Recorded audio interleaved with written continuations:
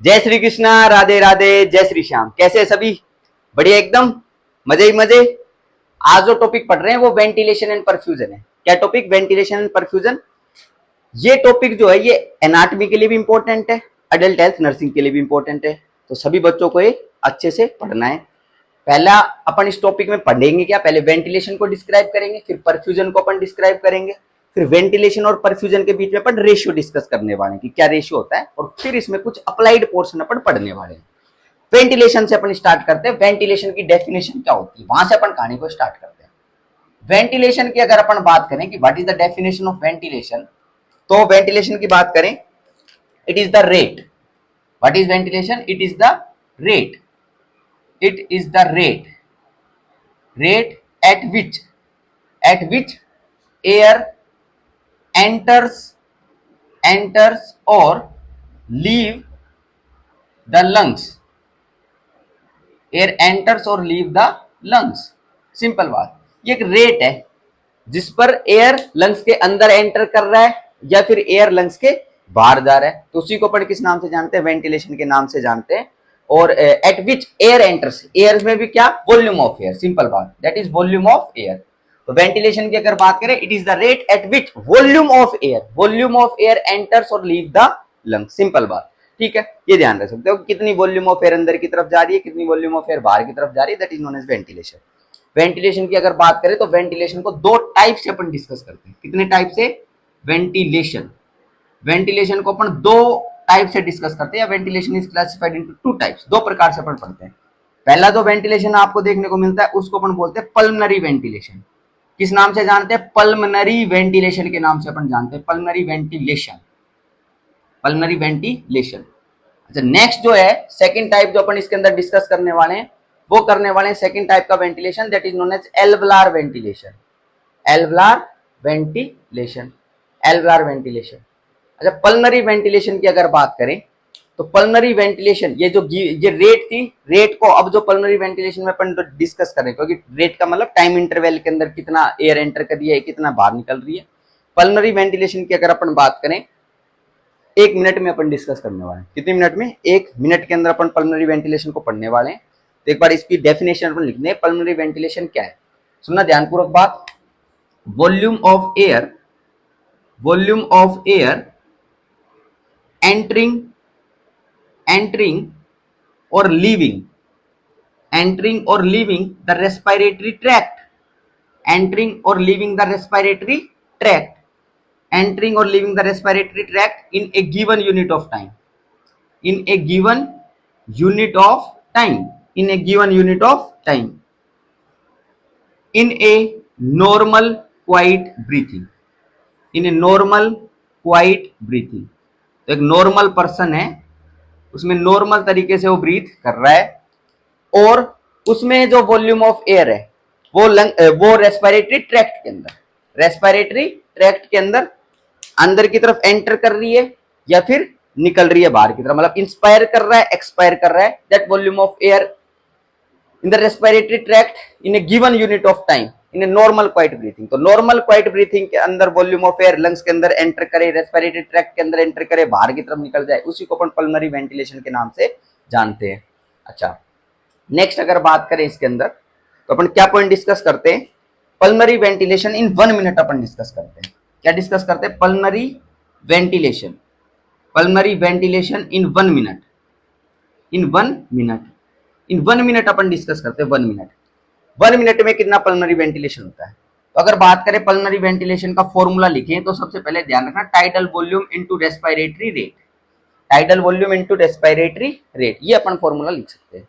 अच्छा, normal tidal volume कितनी होती है? नॉर्मल टाइडल वॉल्यूम होती है 500 ml, ठीक है। और रेस्पिरेटरी ट्रैक्ट की अगर नॉर्मल, ये रेस्पिरेटरी रेट की अगर अपन बात करें तो नॉर्मल कितनी आपको देखने को मिलती है? That is 12 to 16 breath per minute, इतनी आपको देखने को मिलती है रेस्पिरेटरी रेट। अच्छा, अगर 12 अपन कंसीडर कर लें, क्या कंसीडर कर लें? 12 अपन कंसीडर कर लें, जब इसको सोल्व करेंगे तो कितना आएगा? That is 6000 ml per minute, 6000 ml per minute, या फिर अपन बोल सकते हैं दैट इज 6 लीटर पर मिनट। क्लियर बात है क्या? 6000 ml पर मिनट या 6 लीटर पर मिनट, इतना पल्मनरी वेंटिलेशन आपको देखने को मिलता है इन 1 मिनट। अच्छा 1 मिनट के अंदर अपन ने इस पल्मनरी वेंटिलेशन को निकाला है, इसीलिए जो पल्मनरी वेंटिलेशन है इसको एक नाम से और जाना जाता है, also known as minute ventilation. किस नाम से जानते हैं इसको? मिनट वेंटिलेशन के नाम से भी जानते हैं इसको, मिनट वेंटिलेशन के नाम से जानते हैं। या फिर अगर और अपन डिस्कस करें, और इसको अपन बोलते हैं 1 मिनट में निकाला है तो respiratory minute volume, respiratory minute volume short में बोलते हैं RMV भी इसको अपन बोलते हैं, क्योंकि 1 मिनट में अपन ने निकाला है। ये 12 से 16 ब्रीथ पर मिनट देखने को मिल रही थी। एक मान लो एक पर्सन है, उसके अंदर 12 ब्रीथ पर मिनट आपको देखने को मिल रही है। कितनी ब्रीथ? 12 ब्रीथ पर मिनट देखने को मिल रही है। और टाइडल वॉल्यूम कितना होता है? 500 ml होता है। टाइडल वॉल्यूम की अगर बात करें तो volume of air inspired by a person, normal quite breathing आप लोगों को देखने को मिल रही है। नॉर्मल क्वाइट ब्रीथिंग में कितना एयर इंस्पायर कर पा रहा है, कितना एयर एक्सपायर कर पा रहा है, उसी को अपन क्या बोलते हैं? टाइडल वॉल्यूम बोलते हैं।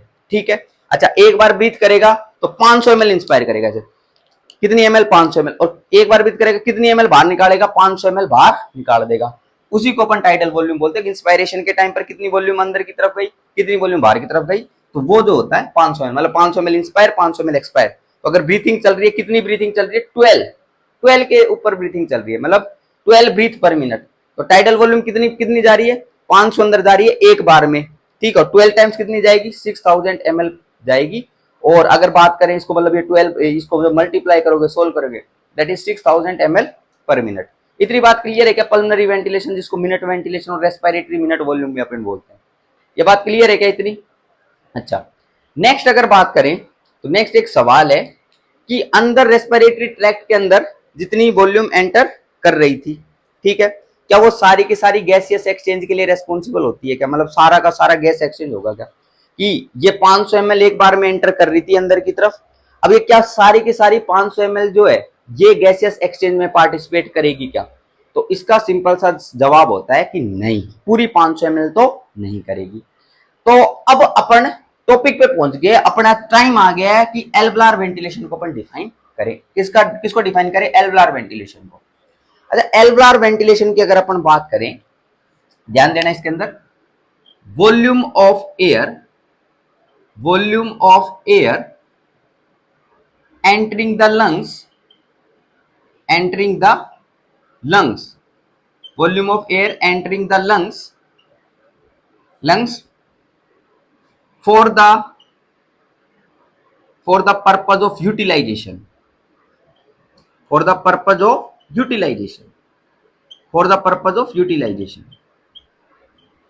या फिर अगर बात करें और तरीका है, volume of air that is utilised by the lungs, ऐसे भी अपन डिस्क्राइब कर सकते हैं क्या? Volume of air that is utilised by the lungs in या फिर बाय यूटिलाइज पर मिनट, ऐसे लिख सकते हैं, पर मिनट। इन 1 मिनट लिख दो या पर मिनट लिख दो, ऐसे लिख सकते हो।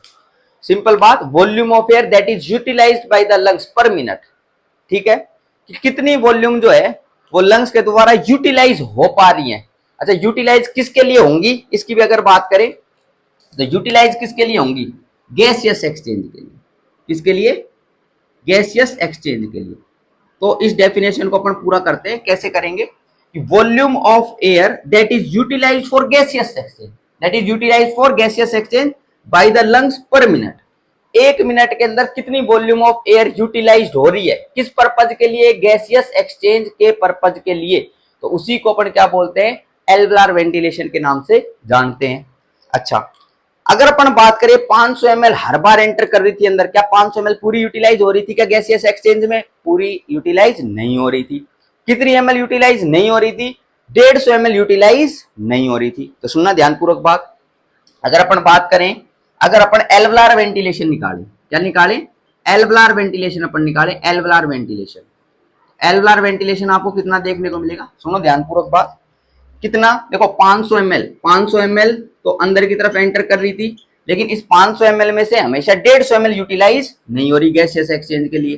ठीक है, वो 150 ml वैसे की वैसे बाहर आ रही है, तो इनको माइनस करना पड़ेगा, और रेस्पिरेटरी रेट तो वैसे थी अपनी, रेस्पिरेटरी रेट को इंटू करना पड़ेगा। कितना आंसर आएगा? इनको माइनस करोगे तो 350। रेस्पिरेटरी रेट कितनी कंसिडर कर रहे हैं? 12 अपन कंसिडर कर रहे हैं। जब इसको अपन सोल्व करेंगे तो कितना आंसर आपको देखने को मिलेगा, that is 4200 ml per minute, इतना आपको देखने को मिलेगा 4200 ml per minute, that is the normal alveolar ventilation. Simple बात है एल्वुलर वेंटिलेशन को डिस्क्राइब करना कि volume of air entering the lungs that is utilised for the gaseous exchange, that is utilised for the gaseous exchange per minute. मतलब एक minute के अंदर कितनी वॉल्यूम ऑफ एयर एंटर कर रही है लंग्स के अंदर, और क्या पर्पज होना चाहिए, गैसियस एक्सचेंज होना चाहिए। ध्यान रखना टाइडल वॉल्यूम जितनी 500 ml जा रही थी एक बार में, उसकी अगर बात करें उसमें 150 ml तो यूज नहीं होती गैसियस एक्सचेंज के लिए, तो कितनी यूज होती है, 350 ml यूज होती है, 4200 ml पर मिनट, ये नॉर्मल एल्वुलर वेंटिलेशन है। अगर बात करें 150 ml की, तो 150 ml जो इस्तेमाल नहीं हो रही है एयर, किसके अंदर इस्तेमाल नहीं हो रही है, गैसियस एक्सचेंज में, तो ये वॉल्यूम कहां पर प्रेजेंट आपको देखने को मिलती है, ये प्रेजेंट देखने को मिलती है डेड स्पेस के अंदर। कहां पर प्रेजेंट देखने को मिलती है, डेड स्पेस के अंदर प्रेजेंट आप लोगों को देखने को मिलती है। तो that is present into the dead space, dead space के अंदर ये प्रेजेंट आपको देखने को मिलती है, that will not participate into the gas exchange, gas exchange में पार्टिसिपेट नहीं करेगी। ठीक है, चलो नेक्स्ट पॉइंट को अब फिर आगे बढ़ते हैं, टॉपिक को, इस डेड स्पेस को एक बार डिस्क्राइब कर लेते हैं। ये बात अपनी कवर हो चुकी है कि 150 ml जो होगी वो एयर डेड स्पेस के अंदर प्रेजेंट होगी, तो डेड स्पेस को अपन डिस्क्राइब कर लेते हैं। और ये खास बात है, यहां पर कोई भी गैस एक्सचेंज नहीं होगा डेड स्पेस में। ठीक है, डेड स्पेस भी दो अलग अलग प्रकार का, डेड स्पेस कितने प्रकार का, दो अलग अलग प्रकार का। पहला जो डेड स्पेस आपको देखने को मिलता है उसको अपन बोलते हैं एनाटॉमिकल डेड स्पेस। किस नाम से जानते हैं, first one is anatomical dead space, anatomical dead space. Second की अगर बात करें, सेकंड डेड स्पेस जो डिस्कस करते हैं अपन, वो होता है physiological dead space. Physiological dead space, एक तो एनाटॉमिकल डेड स्पेस, एक फिजियोलॉजिकल डेड स्पेस, ये आप लोगों को दो अलग अलग टाइप के स्पेस देखने को मिलते हैं डेड स्पेस। अच्छा, एनाटॉमिकल डेड स्पेस की अगर अपन बात करें, तो एनाटॉमिकल डेड स्पेस में ध्यान रखना गैसियस एक्सचेंज तो होगी नहीं, लेकिन ये कहां से कहां तक प्रेजेंट होता है, ये नोज टू टर्मिनल ब्रोंक्यूल आपको देखने को मिलता है। रेस्पिरेटरी ट्रैक में नोज टू टर्मिनल ब्रोंक्यूल आपको देखने को मिलता है, nose to terminal bronchiole, nose to terminal bronchiole आपको प्रेजेंट देखने को मिलता है। ठीक है, अच्छा, नोज टू टर्मिनल ब्रोंक्यूल आपको देखने को मिलता है। बीच में क्या क्या आ गया, फेरिंग्स आ गया, लेरिंग्स आ गया, ट्रेकिया आ गया, next primary bronchi, secondary bronchi, tertiary bronchi, next larger bronchiole, smaller bronchiole, and last के अंदर जो डिस्टल पार्ट होता है टर्मिनल ब्रोंक्यूल। तो ये सारे के सारे आ गए एनाटॉमिकल डेड स्पेस, जहां तक आपको प्रेजेंट देखने को मिलता है। खास बात, यहाँ पर कोई गैस एक्सचेंज आपको देखने को नहीं मिलता, सिर्फ ये तो पासेज वे है, एयर का क्या है, पासेज वे। अच्छा, ये इसी को पर एनाटॉमिकल डेड स्पेस बोलते हैं। और कितनी वॉल्यूम या एनाटॉमिकल डेड स्पेस के अंदर कितनी वॉल्यूम आपको प्रेजेंट देखने को मिलती है, वो होती है 150 ml। क्या होती है, 150 ml, मतलब 500 ml हर बार जा तो रही थी अंदर, लेकिन उसमें से 150 ml तो इधर ही प्रेजेंट है भाई, इनमें ही प्रेजेंट आपको देखने को मिल रही है। आगे गैस एक्सचेंज के अंदर गैस एक्सचेंज के अंदर पार्टिसिपेट नहीं कर रही, गैस एक्सचेंज में तो 350 ml पार्टिसिपेट कर रही है। मतलब ये 350 ml एयर वो होगी जो कि रेस्पिरेटरी यूनिट के अंदर एंटर करेगी। कहां पर, रेस्पिरेटरी यूनिट के अंदर एंटर करेगी, टर्मिनल ब्रोंक्यूल से आगे की तरफ आप लोगों को देखने को मिलेगी। ये पॉइंट अपन डिस्कस कर सकते हैं। फिजियोलॉजिकल डेड स्पेस की अगर अपन बात करें तो ध्यान देना, फिजियोलॉजिकल डेड स्पेस को अपन डिस्क्राइब करते हैं, तो अपन डिस्क्राइब करें, it is from respiratory bronchiole, respiratory bronchiole से एल्वलाई तक, रेस्पिरेटरी ब्रोंक्यूल से एल्वलाई तक, या फिर अपन बोल सकते हैं रेस्पिरेटरी जोन की बात कर रहे हैं अपन। किसकी बात कर रहे हैं, रेस्पिरेटरी जोन की बात कर रहे हैं या रेस्पिरेटरी यूनिट की बात कर रहे हैं। अरे भाई, यहां पर गैस एक्सचेंज होता है, यहां पर क्या होता है, गैस एक्सचेंज होता है। गैस एक्सचेंज आपको देखने को मिलता है, उसके अंदर एंटर तो करी एयर, लेकिन वहां पर गैस एक्सचेंज देखने को नहीं मिला, उसी को फिजियोलॉजिकल डेड स्पेस अपन बोलते हैं। लेट सपोज ये अपन ने क्या बनाई, ये रेस्पिरेटरी यूनिट बनाई, एल्वलाई बनाई। बाकी इधर जो रेस्पिरेटरी यूनिट होती है, इसमें 5 चीजें आप लोगों को देखने को मिलती है। एक तो रेस्पिरेटरी ब्रोंक्यूल, एक alveolar duct, alveolar sac, antrum and alveoli. यहां पर एयर एंटर कर चुकी है, और एयर एंटर कर चुकी है वहां पर, मतलब मेन पॉइंट क्या है, यहां पर गैस एक्सचेंज होता है, नॉर्मल कंडीशन में गैस एक्सचेंज होता है, लेकिन इधर एयर एंटर कर रही है और वो गैस एक्सचेंज में पार्टिसिपेट नहीं कर रही, उसी को फिजियोलॉजिकल डेड स्पेस अपन बोलते हैं। मान लो इधर एयर एंटर कर रही थी इन स्पेसेस के अंदर, और कितनी एयर एंटर कर रही थी, यहां पर मान लो एयर एंटर कर रही थी 350 ml, कितनी एंटर कर रही थी, 350 ml यहाँ पर एंटर कर रही थी। अब इस 350 ml के अंदर से ये सारी की सारी 350 ml क्या होनी चाहिए थी, एक्सचेंज होनी चाहिए थी। 350 ml पूरी की पूरी क्या होनी चाहिए थी, एक्सचेंज होनी चाहिए थी। लेकिन इसके अंदर से मान लो 50 ml जो है 50 ml वो एक्सचेंज नहीं हो पाई, 300 ml एक्सचेंज हुई, 50 ml यहाँ पर बच गई, मान लो बच गई। तो ये जो बच गई इसी को अपन बोलते हैं डेड स्पेस, ये फिजियोलॉजिकल डेड स्पेस अपन बोलते हैं। ठीक है, ये एयर बच गई, इसको अपन बोलते हैं वेस्टेड एयर। क्या बोलते हैं इसको, वेस्टेड एयर के नाम से अपन जानते हैं। और ये जो बच गई ये फिजियोलॉजिकल डेड स्पेस है कि रेस्पिरेटरी यूनिट के अंदर तो एयर ने एंटर करा था जहां पर गैस एक्सचेंज होता है, लेकिन वहां पर भी गैस एक्सचेंज हुआ नहीं, उसी को अपन फिजियोलॉजिकल डेड स्पेस के अंदर कंसीडर करते हैं। अच्छा, आइडियली टॉकिंग ये जो एनाटॉमिकल डेड स्पेस होता है, एनाटॉमिकल डेड स्पेस जो होता है, anatomical dead space that is equal to physiological dead space. मतलब एनाटॉमिकल डेड स्पेस और फिजियोलॉजिकल डेड स्पेस दोनों बराबर होने चाहिए। मतलब सिंपल बात 150 ml इतना होना चाहिए। इसका मतलब क्या कि डेड स्पेस 150 ml होना चाहिए। इसका मतलब क्या कि जो भी एयर रेस्पिरेटरी यूनिट के अंदर एंटर कर रही है, जो भी एयर रेस्पिरेटरी यूनिट में एंटर कर रही है वो क्या होनी चाहिए, एक्सचेंज होनी चाहिए। वो क्या होनी चाहिए, एक्सचेंज होनी चाहिए। अगर वो एक्सचेंज नहीं हो रही है तो कोई पैथोलॉजिकल कंडीशंस आप लोगों को देखने को मिलती है। जैसे कि अगर बात करें, पॉइंट डिस्कस करते हैं, मान लो ये एल्वुलार वॉल्स है, क्या है, एल्वुलार वॉल्स, एल्वुलार वॉल्स का डिस्ट्रैक्शन हो जाए, क्या हो जाए, एल्वुलार वॉल्स का डिस्ट्रैक्शन। अगर एल्वुलार वॉल्स का डिस्ट्रैक्शन हो जाए उसके अंदर, जैसे एल्वुलाई आपको देखने को मिल रही है, एल्वुलाई एल्वुलार वॉल्स आपको देखने को मिल रही है, इनका क्या हो जाए, यहाँ पर डिस्ट्रैक्शन हो जाए, तो इस कंडीशन के अंदर ये आप लोगों को जो एल्वुलाइज देखने को मिलेंगी, एल्वुलाई ये क्या हो जाएंगी, हाइपर इन्फ्लेटेड आपको देखने को मिलेंगी। देखना भाई, ये नॉर्मल ये एल्वुलाइज आपको देखने को मिल रही है, ये एल्वुलाइज, और ये एल्वुलाइज का क्या हो जाए, डिस्ट्रैक्शन हो जाए इनका। ये इस कंडीशन के अंदर अगर ये डिस्ट्रैक्शन हो जाएगा तो ऐसे ही आप लोगों को एल्वुलाइज देखने को मिलेगी।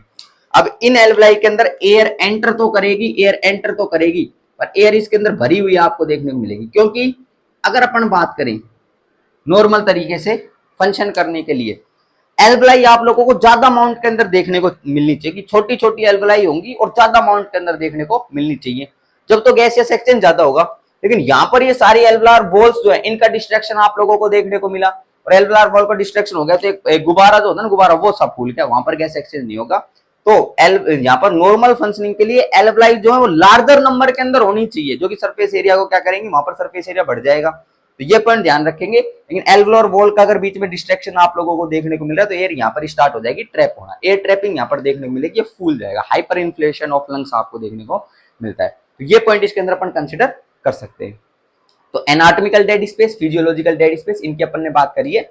150 ml और ये फिजियोलॉजिकल डेड स्पेस, ये दोनों बराबर होने चाहिए। मतलब सिंपल कहने का मतलब रेस्पिरेटरी यूनिट में जितनी गैस जानी चाहिए नॉर्मल कंडीशन के अंदर तो पूरी की पूरी एक्सचेंज होनी चाहिए। अगर नहीं हो पा रही है, जैसे कि इस कंडीशन के अंदर नहीं हो पाएगी, तो उस कंडीशन में अपन पैथोलॉजी कंसीडर करने वाले हैं।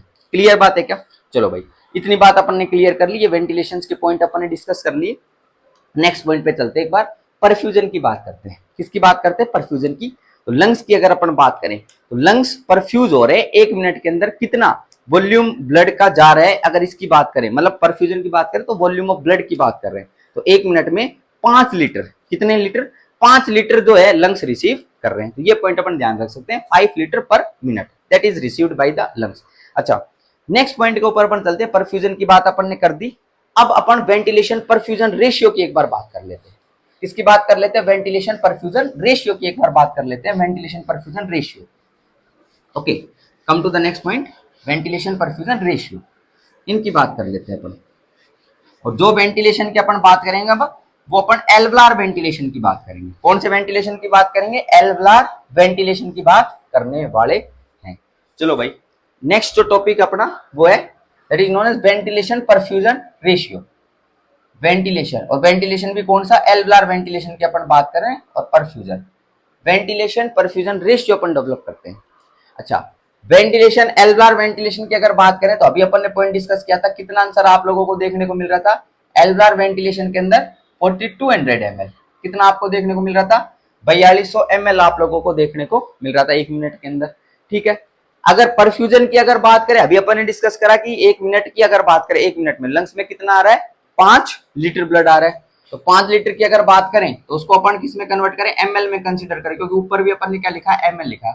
तो 5000 ml पर मिनट ये लो ब्लड आ रहा है, और ये भी 5000 ml पर मिनट। जब इसको अपन सोल्व करते हैं, तो कितना आंसर आप लोगों को देखने को मिलता है, वो देखने को मिलता है 0.8। ये पूरा कट गया, तो ये पूरा जो रेशियो है ये सारा कट गया, ये लो 0.8। Only that ventilation perfusion is 0.8, ध्यान रखना, दैट इज ओनली 0.8 आपको देखने को मिलता है। ओके, नेक्स्ट पॉइंट की बात करें यहाँ पर, तो नेक्स्ट स्पेसिफिक पॉइंट अपन ध्यान रख सकते हैं। इसके अंदर क्या ध्यान रखेंगे, देखो एक बार अपन लंग्स के डायग्राम को बना रहे हैं, किसके डायग्राम को बना रहे हैं, लंग के डायग्राम को अपन बना रहे हैं। Let's I am making right lung, मैं क्या बना रहा हूँ, राइट लंग बना रहा हूँ, राइट लंग, ठीक है। Let's suppose what I am doing, I am making the right lung, right lung मैंने बनाई, राइट लंग, ठीक बात है इतनी। Okay, now listen carefully.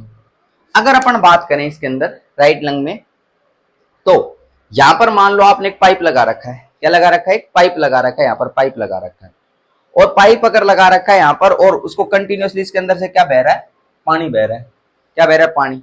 अब अगर पानी बह रहा है, तो सिंपल बात है, जो पानी है वो नीचे की तरफ ज्यादा आएगा, पानी नीचे की तरफ ज्यादा आएगा। अगर लंग्स की बात करें, इसको 3 जोन में मैं डिवाइड कर रहा हूं। पहला ऊपर की तरफ जो देखने को मिल रहा है एपेक्स पे, इसको अपन बोलते हैं जोन ए, इसको बोलते हैं जोन ए। मैं कर रहा हूं एक बार डिवाइड। ये बीच वाला पोर्शन, अच्छा एक बार वैसे अपन डिस्क्राइब कर लेते हैं बिना कोई लॉस बनाए।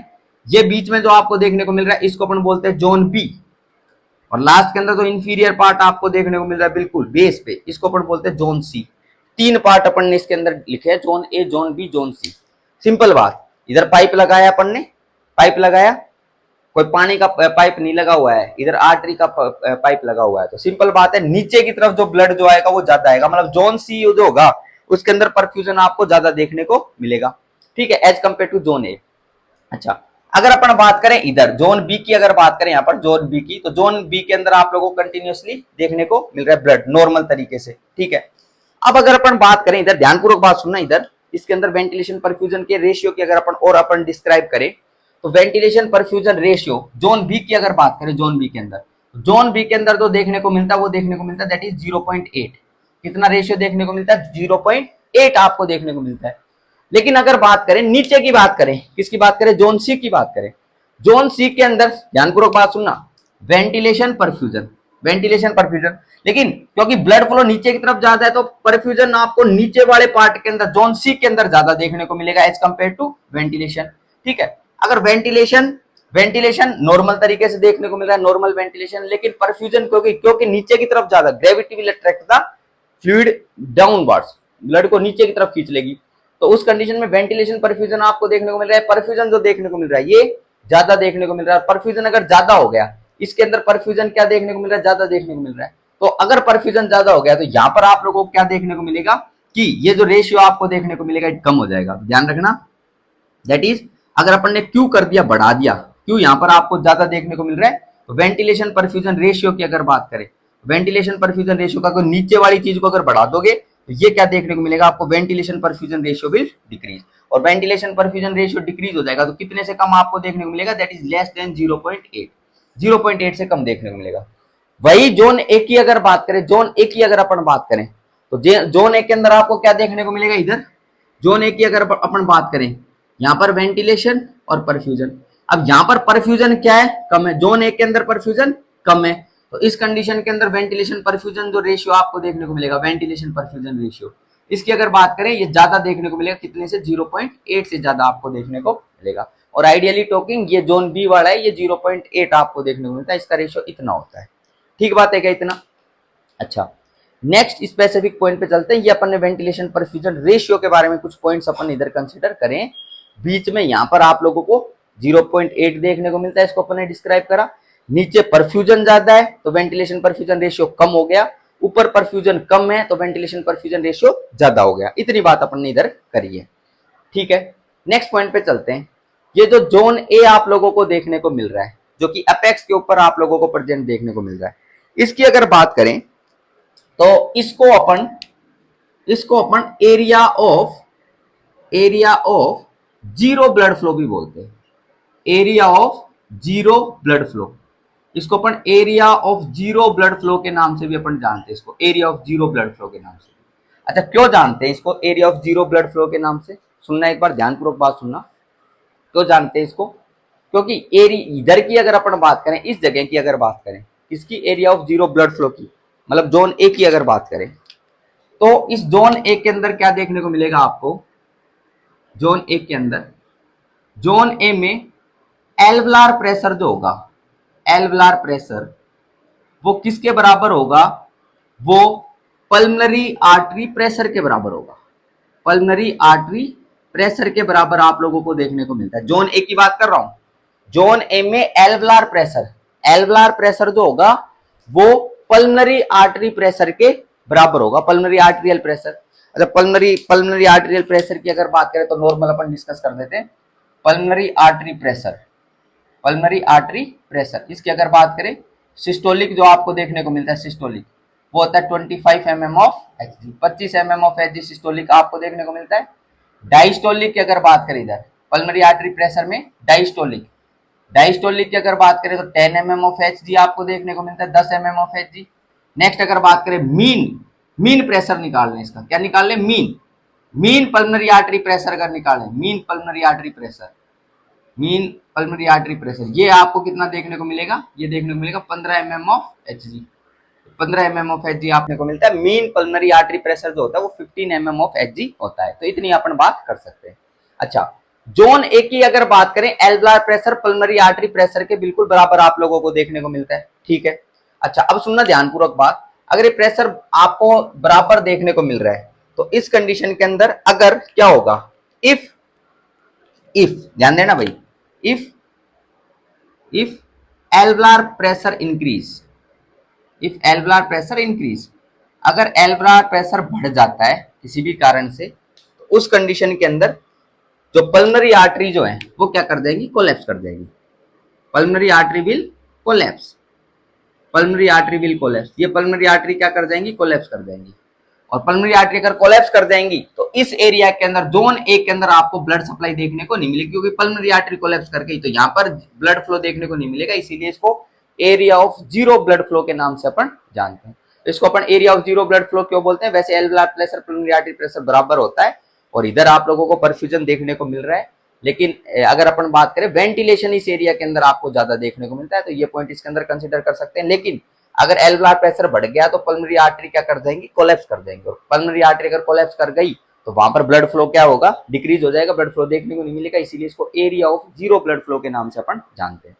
अच्छा, इस एरिया की अगर बात करें, जोन ए की बात कर रहे हैं, जोन ए की बात कर रहे हैं, यहां पर आपको क्या देखने को मिल रहा है? जोन ए की अगर बात करें, ये अपन बना रहे हैं एयर स्पेसेस, अपन बना रहे हैं एल्वलाई, अपन बना रहे हैं। इसकी अगर अपन बात करें, इसके अंदर एयर आप लोगों को देखने को मिल रही है, एयर इसके अंदर आई, एयर इसके अंदर आई। ठीक है। नेक्स्ट अगर बात करें, यहां पर आप लोगों को पल्मनरी कैपिलरीज देखने को मिल रही है, पल्मनरी कैपिलरीज, ये जो आपको देखने को मिल रही है क्या? पल्मनरी कैपिलरीज है, पल्मनरी कैपिलरीज। अब ध्यानपूर्वक बात सुनना, अगर वेंटिलेशन परफ्यूजन की यहां पर बात करें 0.8 से ज्यादा आपको देखने को मिल रहा है, तो इसका मतलब क्या होगा कि एयर यहां पर एंटर कर रही है, लेकिन परफ्यूजन इस एरिया के अंदर क्या है? कम है, मतलब ब्लड फ्लो कम आपको देखने को मिल रहा है। अगर अपन बात करें, सिंपल होना क्या चाहिए? होना क्या चाहिए? जितनी एयर एंटर करी, मान लो इधर अगर 100 ml एंटर करी, कितनी ml एयर एंटर करी? 100 ml एंटर करी, तो इधर से भी परफ्यूजन कितना होना चाहिए? 100 ml होना चाहिए, तभी एक्सचेंज आप लोगों को आइडियली अच्छी तरीके से देखने को मिलेगा। लेकिन अब इस कंडीशन की अगर अपन बात करें, तो इस कंडीशन के अंदर आपको क्या देखने को मिलेगा कि परफ्यूजन कम है। मान लो परफ्यूजन कितना है? 60 ml ही है, और एयर कितनी आ रही है? अपन सपोज कर रहे हैं, बस वी आर हाइपोथेटिकली टॉकिंग, और एयर जो है वो कितनी जा रही है इसके अंदर? 100 ml एयर अंदर की तरफ जा रही है। अब एक्सचेंज जो आपको देखने को मिलेगा, वो एक्सचेंज कैसे देखने को मिलेगा इधर कि, क्योंकि ये यहाँ पर आपको 60 ml ही देखने को मिला, तो एयर कितनी एक्सचेंज होगी? यहाँ पर 60 ml ही एक्सचेंज हो पाएगी। होना कितना चाहिए कि एयर अगर 100 ml आ रही है तो इधर से ब्लड फ्लो भी कितना होना चाहिए? 100 ही होना चाहिए, जिससे कि आइडियली बैलेंस बना रहे। तो ये पॉइंट ध्यान रख सकते हैं। अब इधर से तो एयर ज्यादा आ रही थी, 100 ml आ रही थी, लेकिन क्योंकि परफ्यूजन यहाँ पर क्या है? कम आपको देखने को मिल रहा है, तो परफ्यूजन मान लो ये 60 ml था, तो यहाँ पर एक्सचेंज कितना हुआ? 60 ml। बाकी एयर जो है वो इसके अंदर बच गई, कितनी एयर बच गई? एज एन एग्जांपल 40 ml इस एरिया के अंदर बच गई। इसी को अपन क्या बोलते हैं? वेस्टेड एयर अपन बोलते हैं, वेस्टेड एयर, वेस्टेड एयर। क्योंकि इस एरिया के अंदर बोले तो area of zero blood flow, area of zero blood flow zone A की बात करें, यहां पर आपको वेस्टेड एयर बचती है। क्यों? क्योंकि यहां पर परफ्यूजन कम आपको देखने को मिलता है, इधर वेस्टेड एयर बचती है।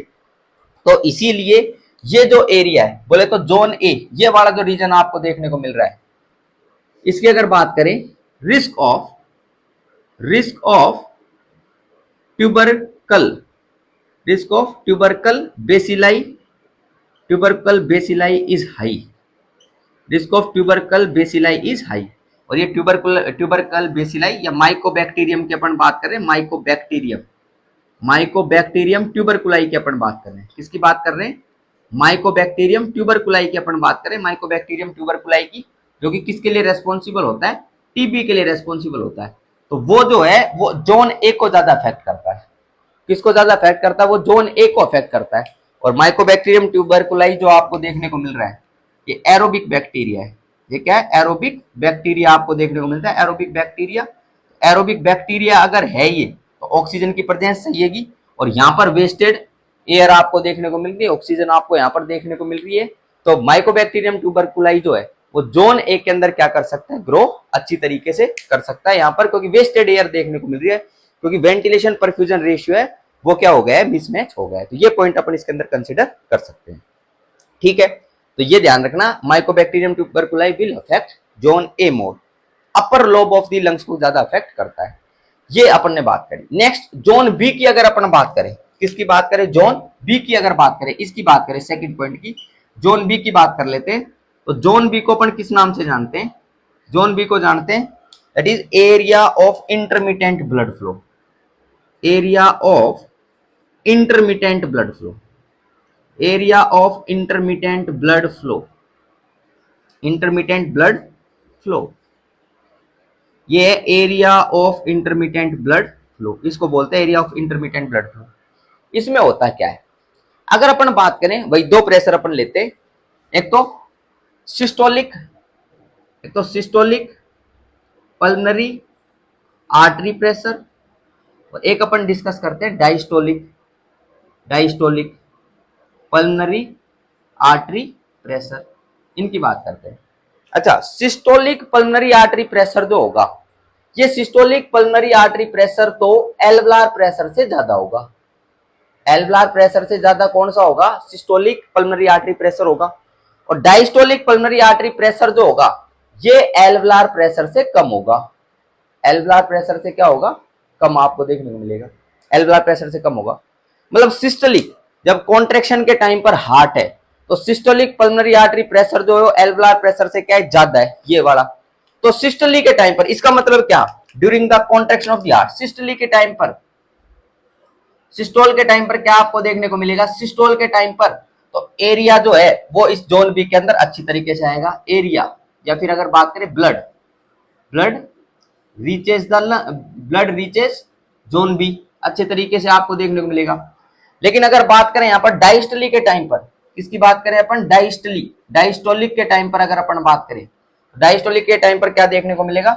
ब्लड जो है ब्लड फ्लो डिक्रीज, क्योंकि एल्वुलार प्रेशर डायस्टोलिक के टाइम पर ज्यादा देखने को मिलता है। तो blood flow decrease in zone B, blood flow decrease in zone B, ये आप लोगों को देखने को मिलता है किसके अंदर? जोन बी के अंदर आपको देखने को मिलता है। तो ये पॉइंट है, इसके अंदर अपन कंसीडर कर सकते हैं। ठीक है, नेक्स्ट पॉइंट की अगर बात करें, जोन सी की बात करें, यहां पर जोन सी को अपन एक नाम से और जानते हैं, that is known as area of continuous blood flow.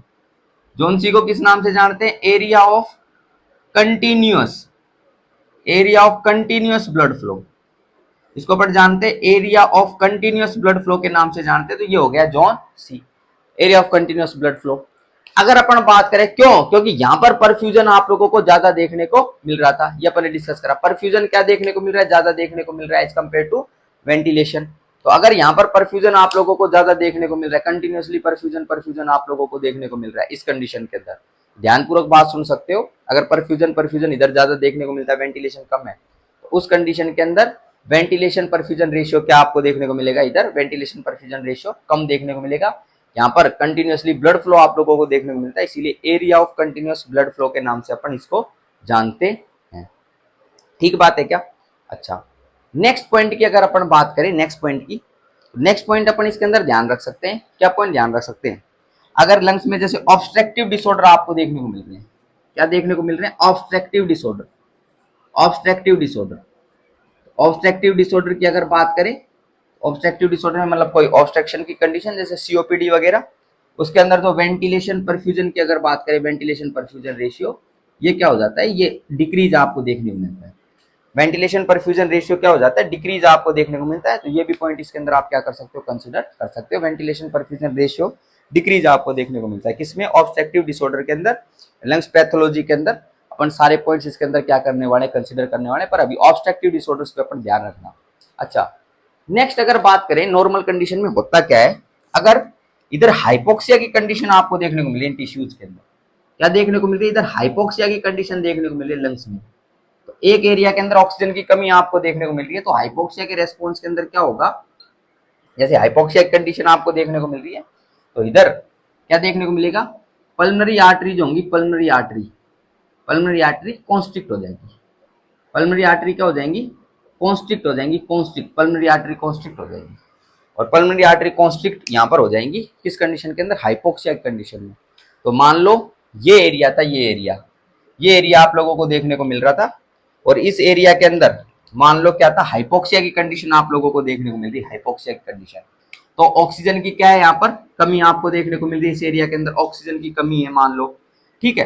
तो इधर से ब्लड फ्लो आ रहा था, अब ये वैसो कॉन्स्ट्रिक्शन होना चाहिए, क्या होना चाहिए, कॉन्स्ट्रिक्शन होना चाहिए। कॉन्स्ट्रिक्शन क्यों होना चाहिए, क्योंकि ब्लड फ्लो को कम कर दिया जाए, ब्लड फ्लो को क्या कर दिया जाए, कम कर दिया जाए। नहीं तो अगर ब्लड यहाँ पर ज्यादा आता रहता, हाइपोक्सिया की कंडीशन है, तो वो जो एक्सचेंज आप लोगों को देखने को मिलता है वो प्रॉपर आइडियली मैच नहीं होता। क्यों, क्योंकि उस कंडीशन में, हाइपोक्सिया कंडीशन, इधर तो ऑक्सीजन की डेफिशिएंसी आपको देखने को मिल रही है, उधर परफ्यूजन आए जा रहा है, तो उस कंडीशन के अंदर आप लोगों को जो होगा, ये ऑक्सीजन इधर आ जाएगी, लेकिन ये ब्लड जो आप लोगों को देखने को मिलेगा, ये पूरी तरीके से मतलब एक्सचेंज यहाँ पर आप लोगों को देखने को नहीं मिलेगा। उस कंडीशन में वेस्टेड ब्लड आपको देखने को मिलता है, क्या देखने को मिलता है, वेस्टेड ब्लड देखने को मिलता है। इसीलिए अपन बोलते हैं कि हाइपोक्सिया की कंडीशन के अंदर वैसोकॉन्स्ट्रिक्शन आप लोगों को इधर देखने को मिलता है।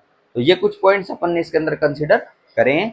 अपन ने पहले वेंटिलेशन का डिस्कशन किया, फिर अपन ने परफ्यूजन का डिस्कस किया, इन दोनों के बीच में रेशियो अपन ने डेवलप कर लिया, और फिर अपन ने कुछ ये पॉइंट्स ऑब्स्ट्रक्टिव डिसऑर्डर और इनके पॉइंट अपन ने इसको कंसिडर करें। ठीक है, आज के लेक्चर को अपन यहीं समाप्त करते हैं। Thank you so much for the class.